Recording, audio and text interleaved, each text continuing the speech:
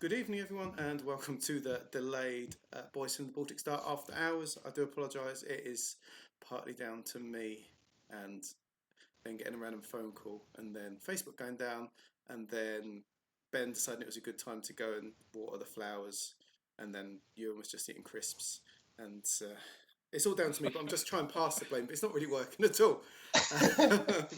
There's a lot of issues, some of them crisp related. There's a lot of issues with this stream. There's a lot of issues with us. There's a lot of issues with a lot of things. But we're here now. We've settled down. We've got our bottles, got our drinks. The smooth jazz is playing. You have to imagine it, because if the smooth jazz was actually playing, I wouldn't be able to stay in this chat for very long. Don't know about anyone else. and, I'll run through a bit of housekeeping quickly. If you don't already follow us on Twitter, please do, at Boys Baltic. We do a live play session for our Traveller adventure every Friday. We do actually start that at 10. We're much better at starting that on time. I think we feel more professional about that. This is the laid back evening vibe. That's it. The lights are dim. I should have taken my light bulb out actually to make it dimmer. I'm Luke.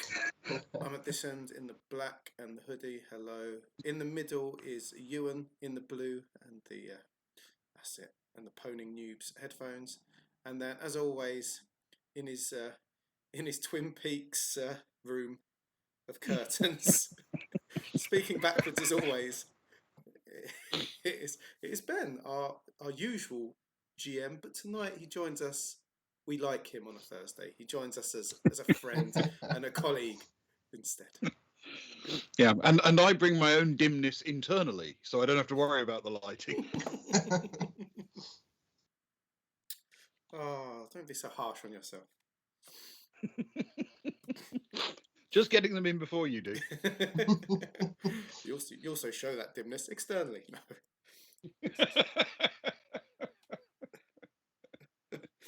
Oh man. Oh, my daughter's been using this desk for glue gun. There's threads everywhere. Oh, gross. Anyway, Ben, how's your week been in the world of Traveller? Not too bad, thank you. Not too bad. Yes, I have been obviously prepping the next TPK, and I think there's some fun stuff coming up for you guys to play with. I hope so. That's what I like. Does Ewan get to show off his gymnastic skills again this week? That is one of my favourite moments actually in the campaign so far. I absolutely love that ending. I'd like to point out that if Ewan did show off his gymnastic skills, it would be more like watching a video of bloopers. It would not be anything like watching Stefan attempt. There would be far more fails and far more face plants. Yeah, well, I think we can all have sympathy for that. Those of us who are built like me, anyway. My days of athleticism are not just behind me. I think even at my peak, athleticism would have been a stretch. There's been a thing going on Twitter this week actually, where people are saying you have to share your real life like DnD stats. So if 10 is the human average, and all I could work out was my con would be 4 because I catch every single illness. I'm always ill. But it sounds like your dex would be tumbling as we speak then. Yeah, I mean there was a time. The problem with something like D&D or any system that uses stats is you tend to have to put quite a lot of things in the same category. So there are circumstances in which I'm relatively charismatic, and there are circumstances in which I'm really not. There are some of the things that charisma describes that I might be reasonably good at, and other things really down low. And the same is true of dexterity. I have in the past had dex skills that were quite high in some things, but were perilously low in others. I wouldn't have had much strength. Reasonable intelligence and adequate wisdom, I guess. Constitution, mediocre at best. It feels like you're heading down a wizardy route here. Yeah, I think, to be fair, the way I would have ended up if I'd been playing me as a D&D character, I would probably have set out to be a really powerful mage and then been too lazy to keep up the studies and ended up falling back on plan B, which would have been a ranger or a rogue with ranged weapons, possibly a fighter with ranged weapons. Something I could do from a distance without putting the body in too much peril. It's a strong strategy. It's like they say with bear attacks and that. You don't need to be the fastest runner. That was what you said last week, wasn't it? You don't have to be the fastest. Just needs to be faster than you. Don't be the slowest. Don't be the slowest. Yes, you just don't want to be the slowest person in the party. Yeah. Yeah. What would yours be, Ewan? What would your real life stats be? My real life stats? I don't know. Are we talking me in my heyday or me now? This is your heyday. I think regardless, charisma would be my dump stat, which is why I'm here on a Thursday night talking to you two. Frankly. How dare you? Probably pretty good dex. Average, slightly less than average strength. We're going like a 9, 8 or 9. Not too bright. I want to say reasonably wise, but then that kind of makes you unwise, doesn't it? So average, probably average. Just average across. You're run of the mill average level 1. Excels at nothing. Isn't that strong? Isn't that intelligent? Dumped charisma. Player. So when it comes to the party makeup, your role would be correspondent.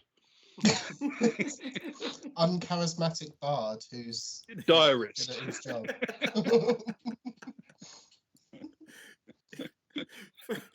from the school of diaries. I went to college to just learn how to keep track of things. Keep track of adventuring parties. Yeah. So come on, Luke. How do yours stack up? Because I have a feeling that you would be probably a bit of a up in their face fighter, frankly. Well, like in the good old days, in my heyday, which was even further ago than Ewan's, but not as far as yours, Ben. I think I fall somewhere in the middle. Nowhere near as far as mine. As far as heydays are concerned.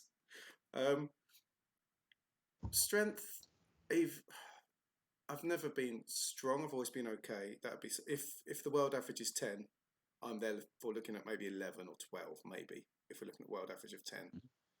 Dex, I was always very athletic and sporty as a kid and a teenager. Play cricket now even, so that'd be okay. Constitution would be my downfall though, so I could be up in their face fighting, but one hit, and that's me. I'm made of glass. So it all looks good as I stride out and get in their face while you're shooting things off from a distance. But intelligence and wisdom probably both just. My schooling was okay. I'm smart enough, but nothing high, nothing big. Again, maybe 11s, 12s. I'm not playing enough D&D to know if 11s and 12s are good. I'm only used to traveller scores, and that'd be pretty good. It would be very good, yeah. I'm not that good. Charisma in certain circumstances would probably be a high one, but then in others, I'm an idiot. So I'm a dexterous. Yeah, I can sympathise with that. Yeah, exactly. So you're right. I'll probably be the one that was both fighting and then also telling the stories of the fighting in the pub after. Yeah, I can see that. While Ewan was the one making notes of it. For posterity. A bit of blowing my own trumpet. to be fair, there aren't really enough heroic characters or heroic character classes that suit the average modern human, are there? You know, that there is no character class for accountant or bookkeeper.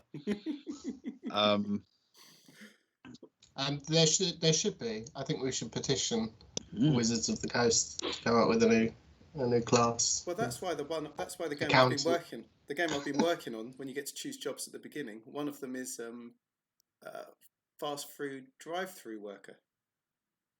Oh yeah. Yeah, you get skills in food preparation and radios and electrics.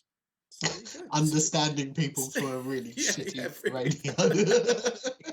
Yeah, languages is very much another one. Yes. Yes, coping with a complete mishmash of random accents. Patience.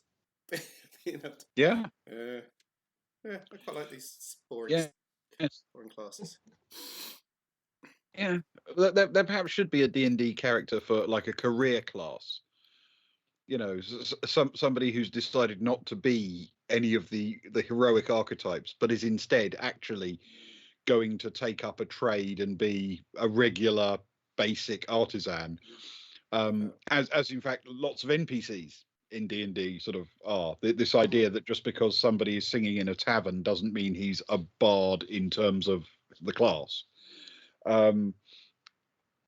There should be an opportunity to roll stats for that kind of character and then have them dragged into an adventure. But roll stats and 10 is amazing. You're rolling 2d6. Maybe someone should do that. They should run a campaign for NPCs. Yeah. But as player characters. So you characters. Roll up slightly hampered stats from what your adventurers would be. And rather than picking a class, you just pick a background. So you could be shepherd. So you get no sort of class benefits. I like it. Gritty. A gritty adventure for average people. Yes, I quite like the idea of an entire party of that, but I also quite like the idea of a party of heroic adventurers and Bob. No, the scrivener in the last town who decided to join them, and you know he knows which end of a sword to hold, but he's never actually stuck it in anything. Yeah. Oh, poor Bob. And as Luke says, you know, his principal talent is being able to slightly outrun the fighter.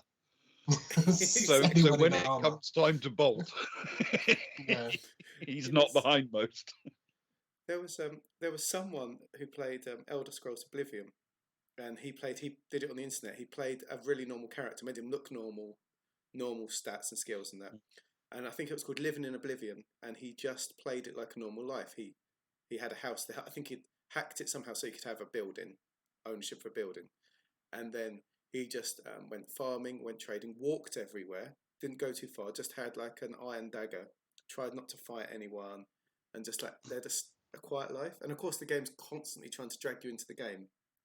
But I think he spent a year just playing his everyday character in a game, which is genius. I love it. A little bit of day to day.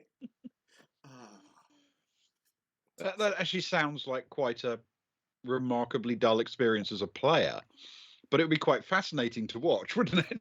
Absolutely, yeah. It's like an experiment. Very good. Well, I'm always interested with these people who take a look at a game and think, I know how I can break that or change it or mold it to my will. You see these speed running videos on YouTube where somebody's taken a game that, you know, on paper takes 90 minutes and they complete it in 90 seconds. And you know, they take all sorts of shortcuts and little bugs in the game and glitches that they can exploit, and you know, incredibly subtle timing changes and what have you. And you think, I'm not sure it's as fun as actually playing the game through, but I do understand the challenge of it to get it down to from 91 seconds to 90 seconds, you know. Oh yeah, and can you imagine when they've realise that they can find a bug, a little glitch that allows them to glitch through a door that they shouldn't have been able to, and save 2.3 seconds. Yeah. Saved it. Happy days. That- Yeah. There is a remarkable video that I saw a little while ago of this. There was a relatively new video game in the Doom series, and I can't remember which one it was. I've never played it, but the only thing I've actually seen it on is this one video, and it was this guy basically doing the entire game in sort of 20 minutes, and it's supposed to be, this amazingly long and involved game with multiple levels and missions and side quests and all the rest of it. And they played back his video in the presence of the developers, the sort of team leaders and coders and all those kind of people who'd built the game.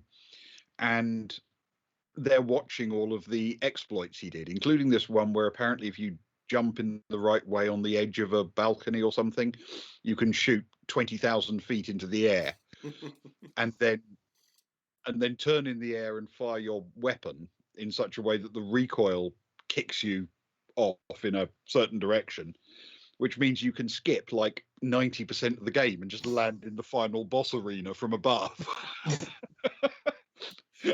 and these guys were sort of, he's missed this, he's missed everything, he's missed that bit.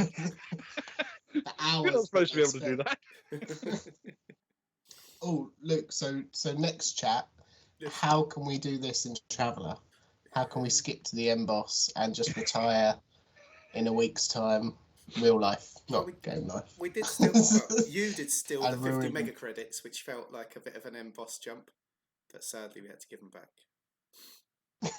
It felt like Well, you to had be fair, you had to give them back. You chose to give them back.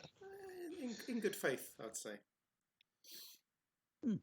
Yeah. It was one of those things you decided to put on the table when you were putting many, many things on the table. There was a lot of things on that table.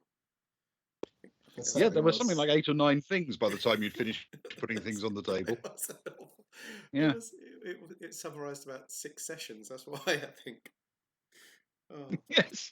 I like to envision. Was it Cara? Yeah. Was it Cara doing the talking for this? She was, I like to envision her not actually putting, the chick with the mega credits on the table, but just getting things out of her pocket and holding up these imaginary invisible things and just going, so we've got that, and piling it on the table, and then coming up with the next thing and putting that on the table. Let me just get Sever out of my pocket. Yeah. Rather large piece. Oh, yeah. I'm going to go down to the basement for that one. I'll take the elevator. Yeah.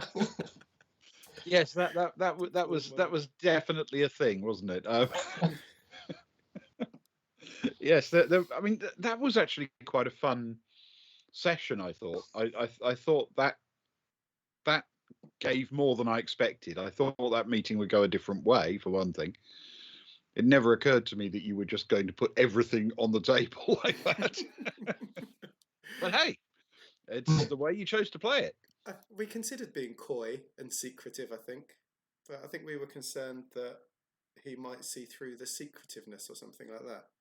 And just... So I thought, we decided we were going to side with him, so... And we kind of had bigger plans, didn't we, in the grand scheme of things? Yeah. So we thought we'd give there and hopefully get back. I think there does come a point where if you've picked a side... In most games, there is some form of deception roll or secrecy roll that you've got to take if you're trying to hide something.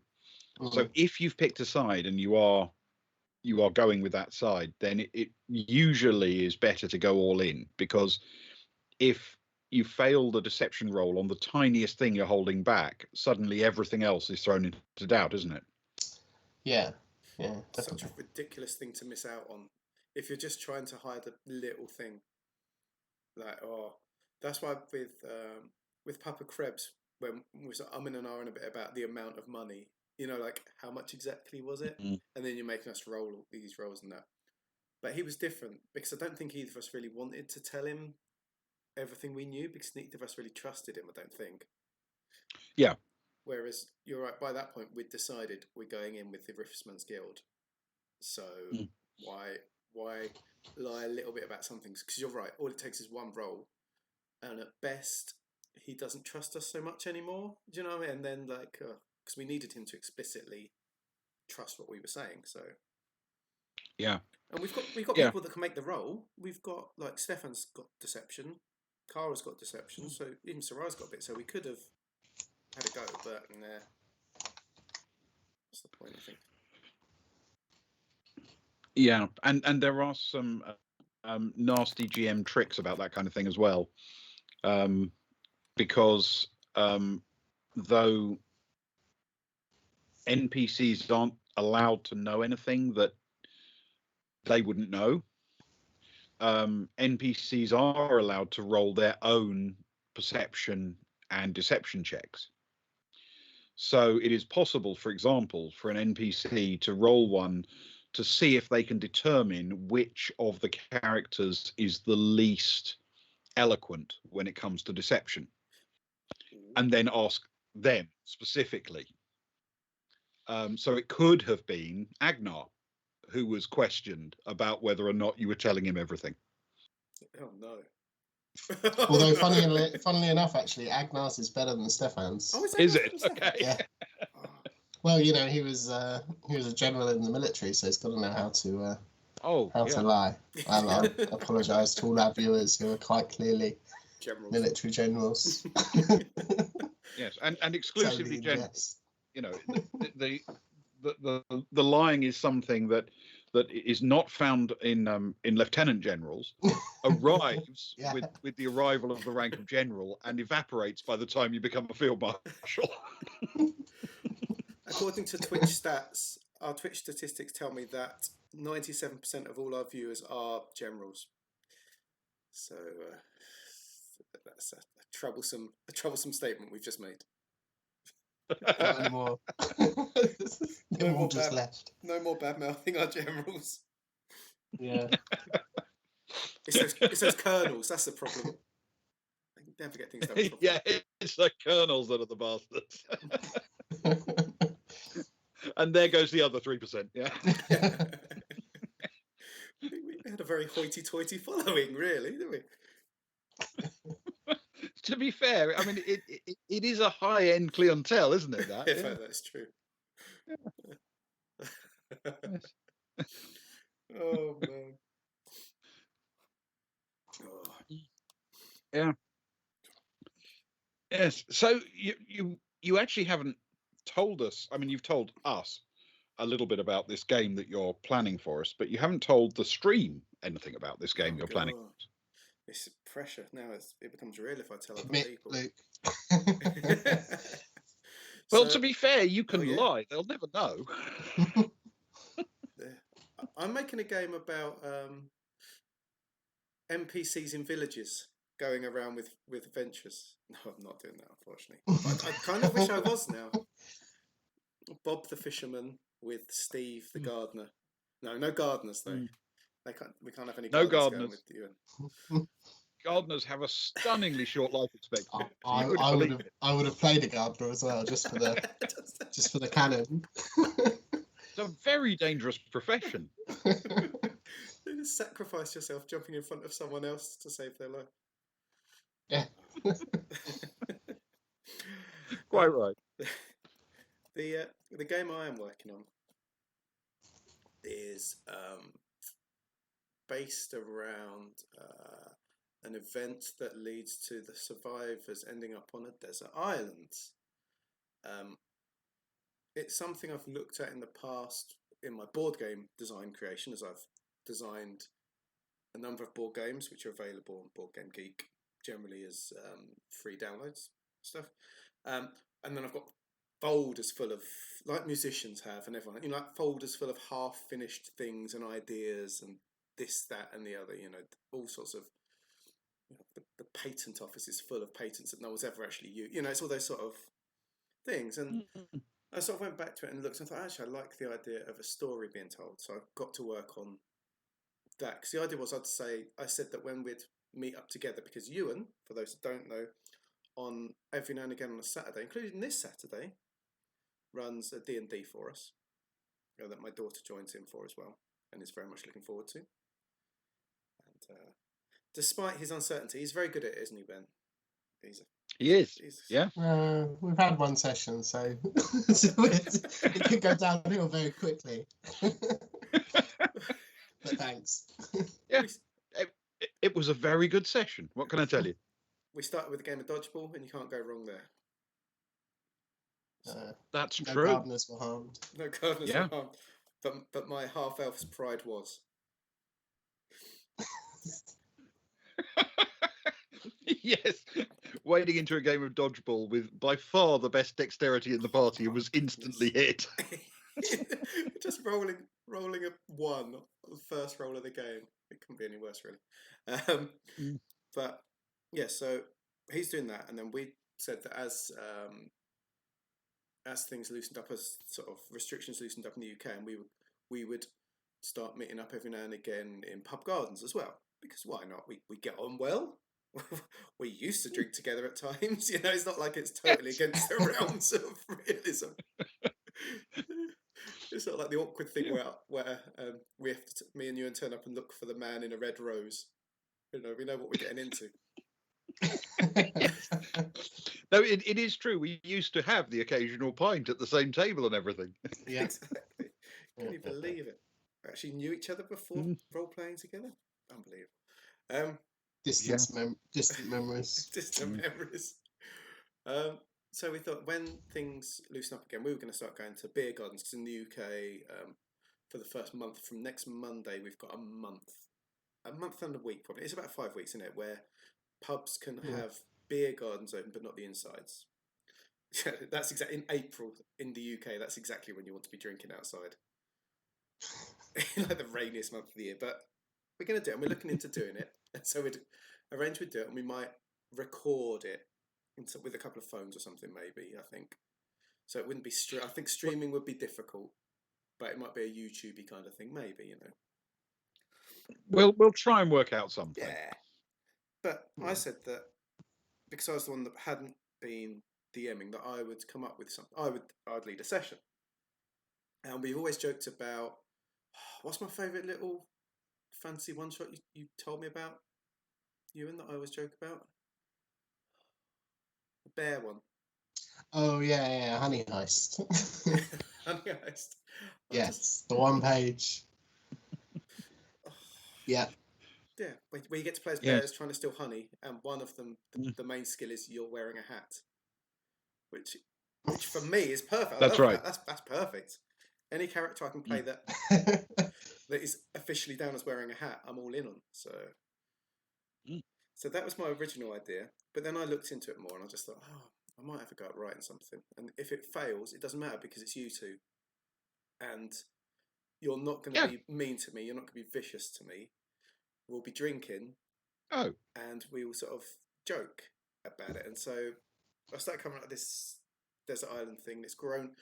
I think when you write something from scratch, you suddenly realise, I've actually got to come up with a list of fauna. I've got to come up with a list of flora. Kind of. Like if an animal appears, it's got to be one of these things. I can't suddenly go, a zebra appears. I've got to have that. Then I was like, I need some NPCs. Anyone that's written things would know much more than me about this, but I'm like, now these NPCs, they're not just names, they actually need a bit of backstory. And then I need a map, and I actually need to have some plot points, not necessarily the big bad, but, chapters towards it. And I was like, but I need to be able to do it so it works as a one-shot, and we can finish it there. Or we can be, actually, let's do another thing. So I'm in the middle of writing a little chapter 1, I think, with the idea that it could finish there. If it goes well, then I could write a chapter 2. And so that's what we're working towards right now. A little desert island story where you two can be takeaway. It sounds lovely, and it sounds great fun.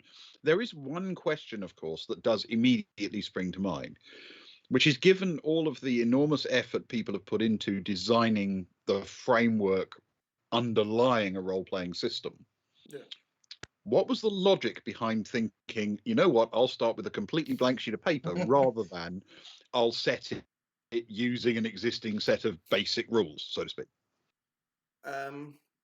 Sheer bloody hubris. Oh, good. Frankly. No, that's an excellent answer. That's a very good reason. Yeah. I think it's like when I have to write assignments when I did my education qualification.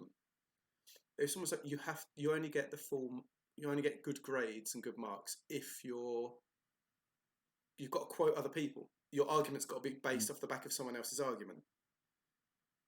And to me, that's fine, but I like to use that argument to find other possibilities, I guess.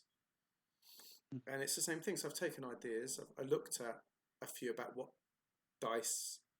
Ds would be the best, and I chose Ben's least favourite of all the dice, which is Ben. Yes. The D10. The D10 is going to be central. We love the D10 now. The D10 is any mathematicians will, of course, sympathise entirely with me, rather than sympathise with you, even though you are in fact the mathematician. The actual mathematician. Yeah, because the D10 is the only one of the polyhedral dice that is not a regular polyhedron. Exactly, it's like the plucky outsider. It's the kid with braces in the ice hockey team that scores the winning goal. Yes. You know? It's the plague rat among all of the other sewer rats. It stands out, but for all the wrong reasons. It's the bruised fruit. The bruised fruit. That's how I'm going to refer to them now. Right, grab your bruised fruits. Well, two bruised fruit. Yes, tragically, I may have just started a meme without intending it. Yeah. Yeah. Lovely bruised fruit.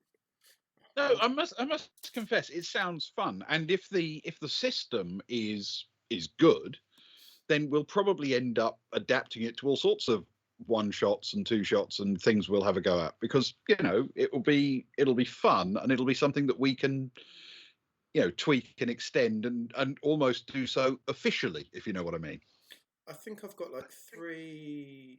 I think I've worked out. I've got about 3 little quirks, I guess, which might be used in other things, but definitely not together. That sort of mark it out as a system, I guess.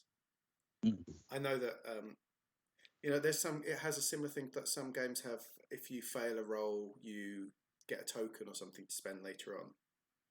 As like it has something similarish that, but it's built in a different way. There's another system I don't want to talk about at all, and I can't remember what the other one is now.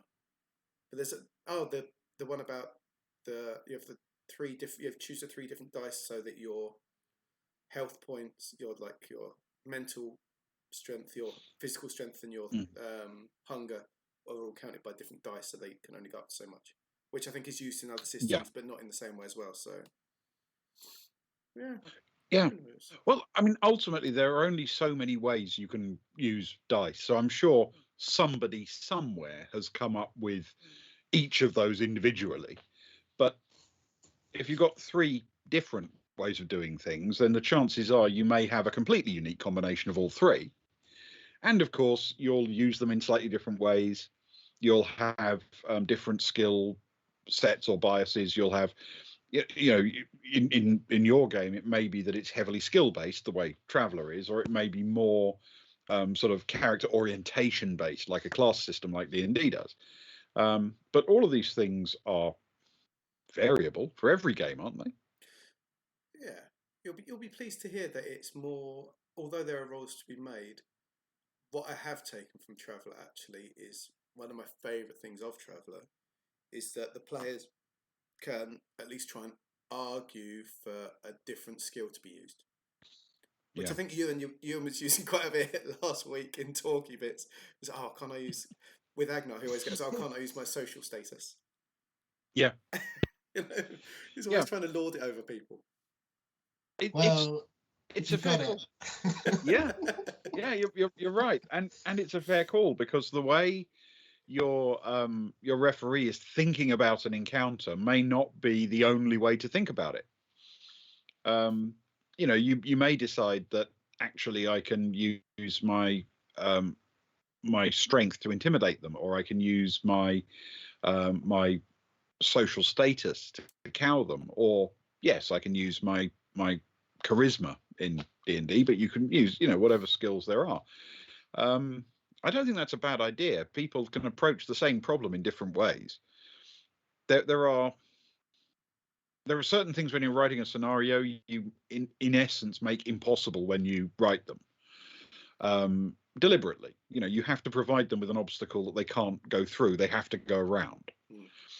And then once you've decided what they have to go around, then you can, to a great extent, have a lot of flexibility in how they do that, because players will always surprise you with their solutions to problems, particularly when you think, well, this one's got a really, you know, blindingly obvious solution, but they may not go for it.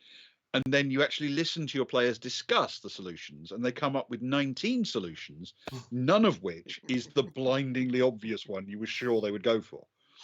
That doesn't mean those other 19 are wrong, you understand? No, exactly. Yeah. Yes.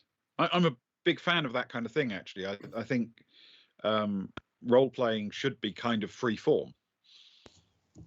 And when I was talking about, you know, you could go down the skills route or the classes route, it did remind me, of course, we have to do this at some point. We've got to play a game of actual role-playing using the Fighting Fantasy rules, where there are neither skills nor classes.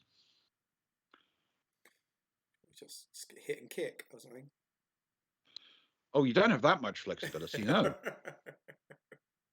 No, no, absolutely not. I mean, it's like what John Wayne said about his acting, that he only had 2 facial expressions, on a horse and not on a horse. And it's basically that. You have, I think, skill and stamina. So one of them is, broadly speaking, how good you are at everything. And the other is how many hit points you have.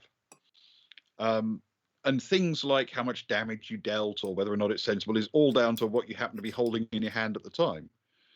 You know, if you are holding a sword, then you can stick it in somebody. If you're holding a bow, you can shoot it at somebody. It's that kind of thing. Yeah. But that kind of, when it was, I think, originally designed for the Find Your Own Adventure game books, but then they did release it as an actual role-playing game, which they referred to quite correctly as introductory. That is definitely where it's pitched. We all start somewhere. You now make me want to play a John Wayne roleplay game where you're either on a horse or off a horse. Okay, can I be Jimmy Stewart? As the GM goes, you leave the town and you head towards the nearest ravine. Am I on a horse or off a horse? You're on a horse. Oh, okay. Roll for on a horse. Roll for on a horse. Anything you do off a horse, you roll for off a horse, obviously. Of course. Yes. Rules are there to be followed. If you roll a 1 while on a horse, you then have to roll for off a horse.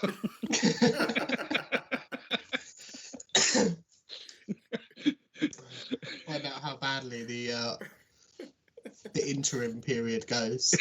Yes, exactly. Yeah. Oh dear. Yeah. I quite like the idea of that, actually. you have to if you're doing a long journey, it's cut into 20-minute breaks where the DM's like, right, you need to roll to see if you're still on a horse. Oh. Yes. I must confess, I mean, it's obviously not literally true to say there's no such thing as a dumb idea. There are dumb ideas. But pretty much anything, I think, can be turned into an RPG with a bit of goodwill and humour. Yeah, definitely. Not everything can be turned into an RPG and played straight.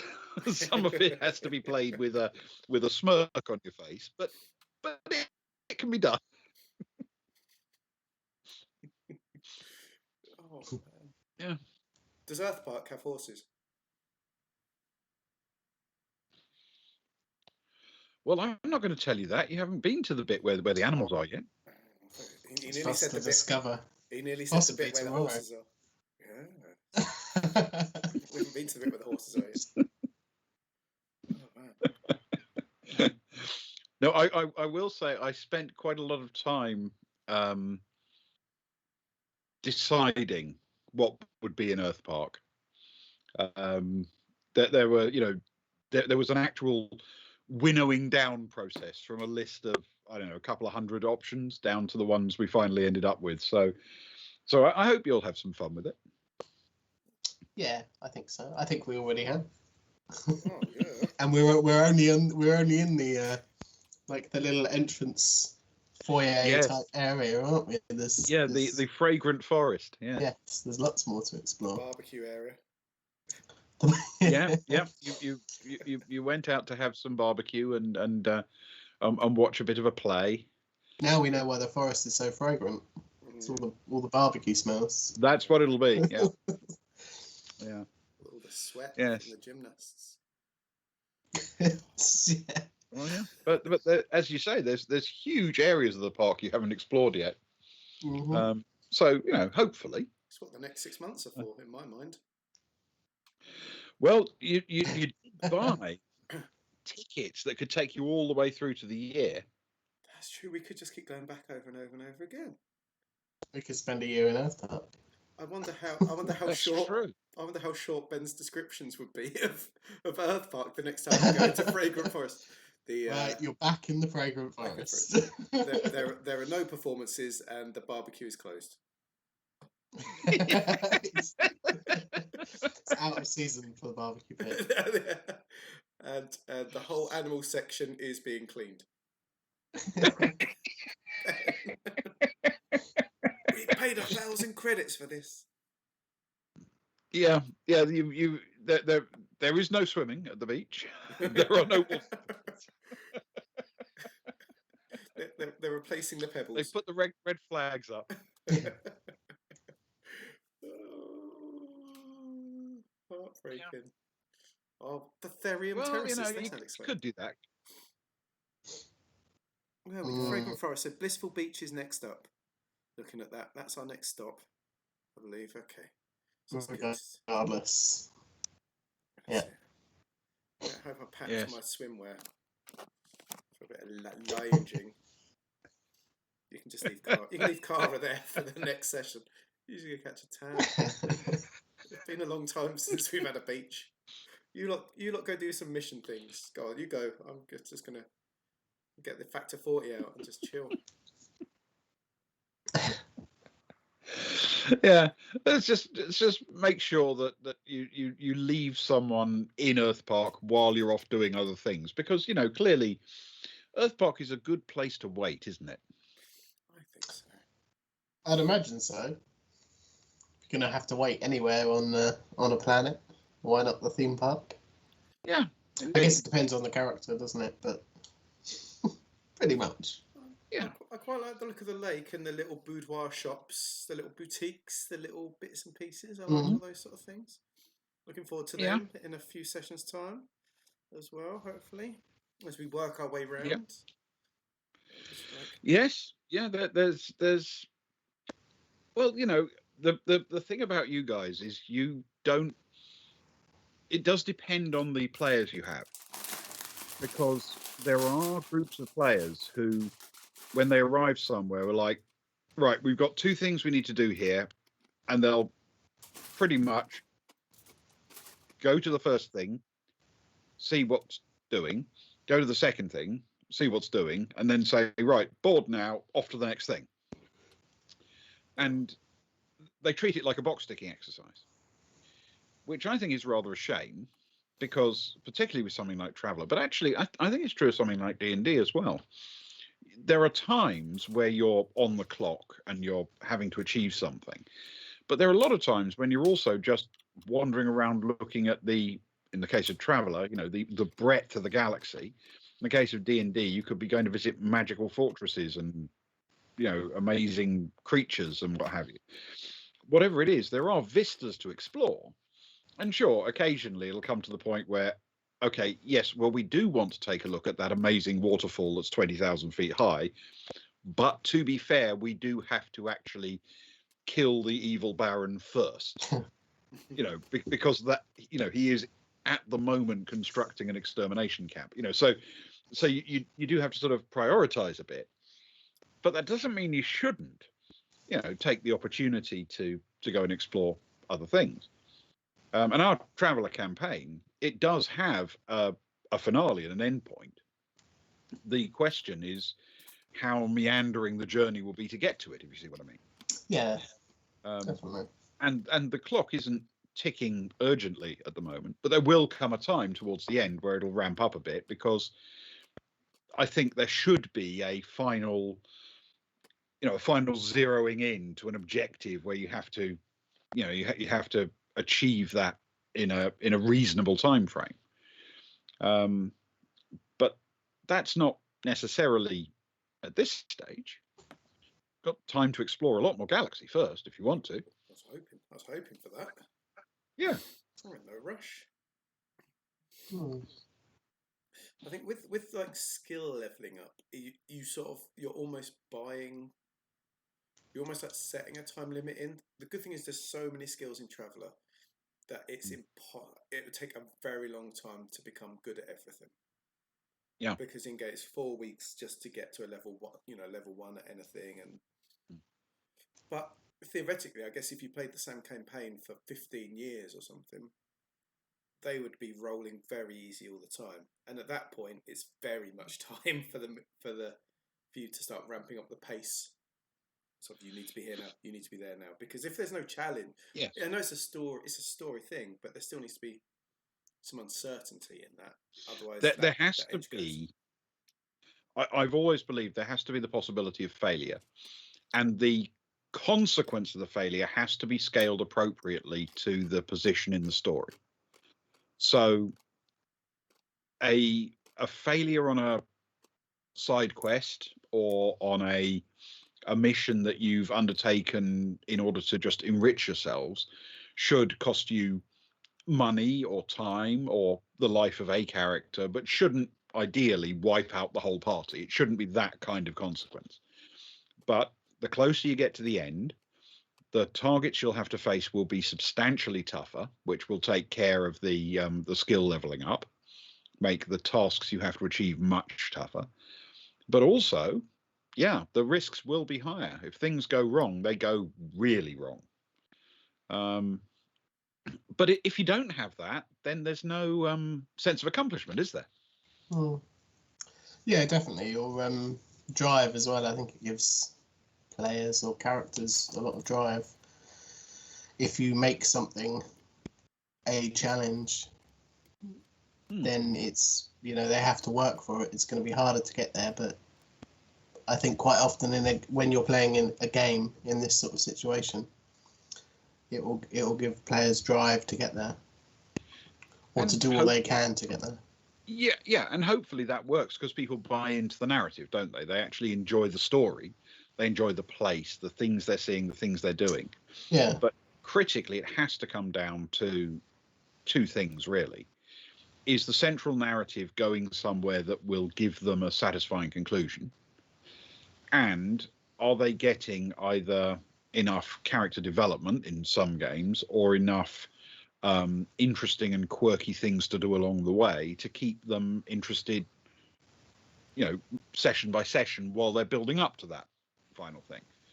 Because for a final conclusion to carry any weight, you can't do it in session 3. It has to take a while to get there. Yeah. But you've got to give people things to do in that journey. And that's either got to be character development and the option to test their skills at a lower level, or It's got to be interesting and curious narratives that will grab their attention. Ideally, both.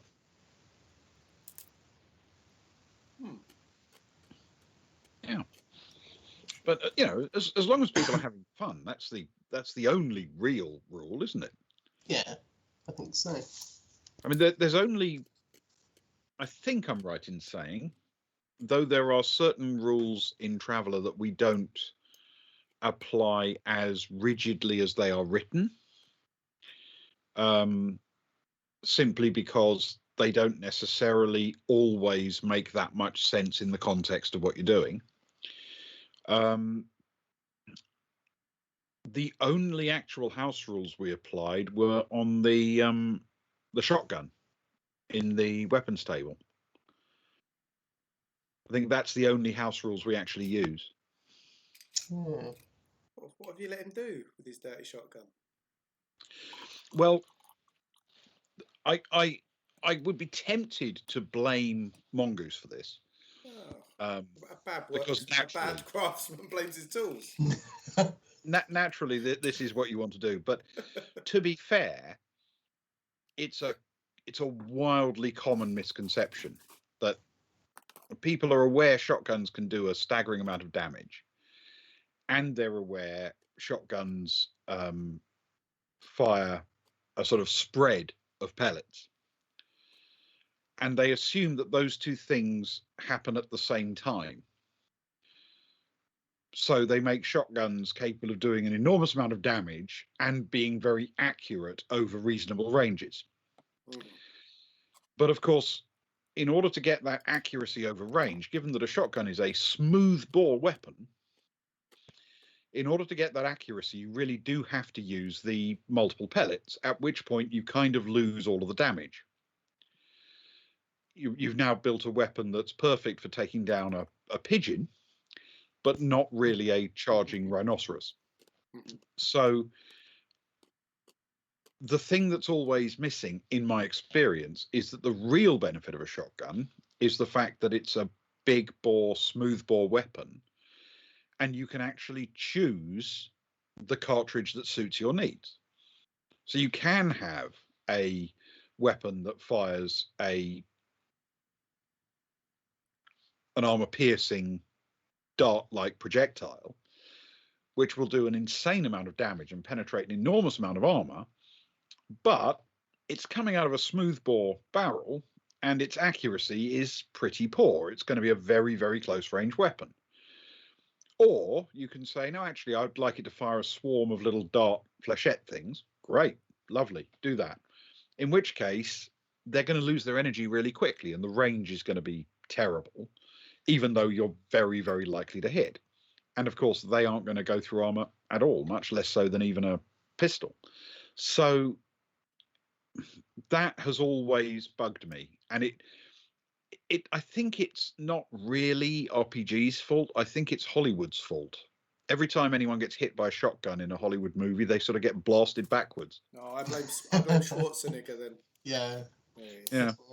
Well, to be fair, he didn't actually do the direction of those movies. He just appeared in them. But I mean, you've read some basic physics, right? You know perfectly well that if the impact of the shotgun blast was capable of lifting someone up and throwing them through a window, then actually rather more energy would be delivered to the person pulling the trigger, given that there are losses in the process as the projectiles travel. So obviously that's impossible. People actually aren't thrown backward by impact. That's not how guns work. And yet there is this perception that a shotgun is this amazingly powerful weapon. In reality, it's pretty potent at very short ranges, and it can hit and do fairly modest damage even at medium ranges. But I used to go and shoot at Bisley all the time, and in order to get to the butts behind I think it was the 300-yard and 400-yard ranges, you had to walk around and behind the clay pigeon section. And as you did, you regularly got rained on by pellets. And you noticed this because, first of all, they landed with a bit of a slap anywhere on the mud of the path you were walking down, but also because they were hot. And inevitably, they used to go down the back of your neck, and they didn't do you any damage, but you could definitely feel these warm lead pellets. But we were, 120 to 150 yards perhaps away from where the guy pulling the trigger had been standing. Probably a little bit less than that, actually. And the pellets were dropping vertically like rain. So they'd lost their ability to really hurt something probably at half that distance. Yeah. And yet, in most rule systems, shotguns are given this decent accuracy because of the spread, and yet the ability to, punch through everything. It is weird. So when I checked out the rules for Mongoose, I checked to see what they'd done with shotguns, and I decided that instead of giving it this all-purpose amazing weapon stats, I would give them the individual best bits of it, but you'd have to choose the cartridge to get them. You could get the accuracy, but at the cost of no armor penetration and modest damage beyond a certain range. Or you could go for something that'll punch a hole through armor, but is wildly inaccurate. It's that kind of thing. And well, I think that's the right decision. What does Agnar fire? What's he got loaded in? Mostly APDS. Yeah, pretty much. Short range, armor piercing. Yeah. It delivers a whopping amount of damage and goes through armor very nicely. But I think it's the range at which it's genuinely accurate is something like 10 meters. Yeah, that rings a bell. 10, 15, something along those lines. So effectively it becomes long range at 15 to 20 and anything extreme more range at 30 or 40. It's that kind of thing. So your chances of hitting anything at more than 30 or 40 meters away are practically nil.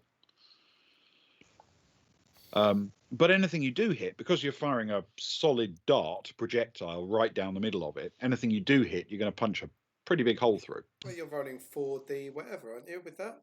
Rolling a decent amount on that. I think it's 5. I think it's 5D. 5D Yeah. damage is the most powerful weapon that any of us have that we fire regularly, I think. Yes. Yeah. The only it's comparable, I think, to a sort of high-end laser rifle or a high-end Gauss rifle. I think Sarai's got that Gauss rifle with the +1, but I think that's a 4D +3 or something, so it's a little bit less, but it's not far off, I think. And its armor penetration is better because it fires a heavy pointed slug. Yeah. But the difference is your Gauss rifle could reliably hit a target 400 meters away. Yeah. And Agnar's shotgun, if you pointed it at a target 400 meters away, the actual shotgun would just begin to giggle hysterically. I like being 400 meters away from a target. I must admit, that's my sort of distance. I've always felt that's an okay distance, but it's nowhere near as good as 500 or 600 meters away. No, that's true. And if you can arrange to be further still, that's even better. I would say the snipers that hit from a kilometre away. Now you're talking. Yeah. At that point. Yeah, and there are recorded sniper hits of getting on for 2 kilometers. I think ridiculous. But I mean, those guys are probably quite good with a rifle, I'm guessing. You would imagine so. Yeah.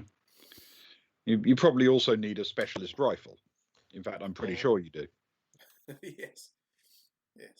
Yeah. At some point, we may have to introduce the .338 Lapua Magnum cartridge into Traveller. As long as it's introduced to us and not the enemy, then I'm okay with that. As long as we get first dibs. Yeah.